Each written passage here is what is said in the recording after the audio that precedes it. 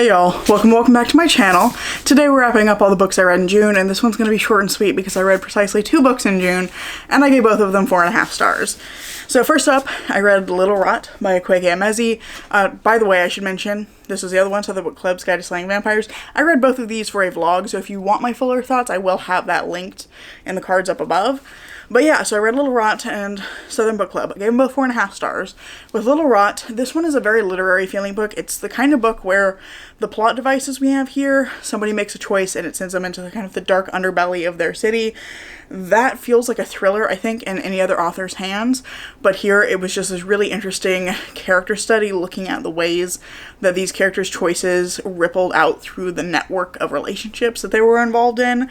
This was just really interesting, really messy. Has a very interesting, ambiguous ending that the more I think about it, the more I like it. I like kind of where it leaves off. Ultimately gave this 4.5 stars because one of the main characters, or at least one person who's set up to be a main character in the early part of the book, Emma, she gets kind of underutilized, I think. She's really important for like the first 80 pages, and then she just kind of drops out of the story for a long period before reappearing very briefly at the end.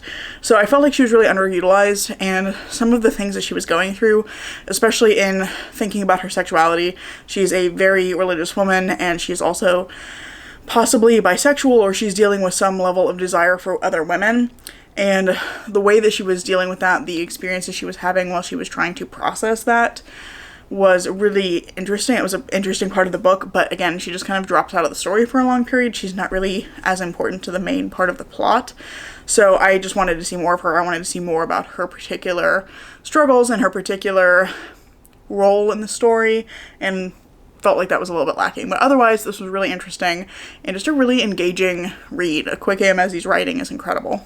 On the other hand, Southern Book Club's Guide to Slaying Vampires, which is a title I find incredibly difficult to say, also a book that's very much about relationships, but much more plot heavy. This one is about a group of like women in the South who are in a book club.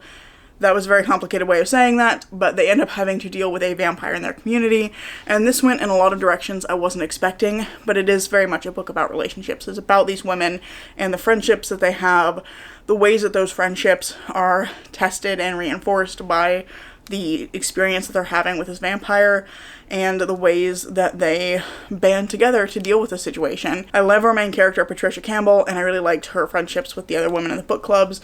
I liked the exploration of her marriage and her family dynamic, and I thought that this vampire was particularly scary. I think he's really interesting.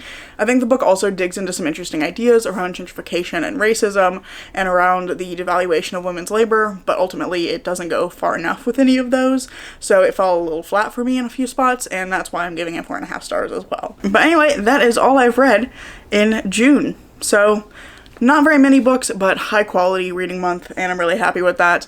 Looking forward to diving into my July reading, and I hope to see you in the next video. Bye.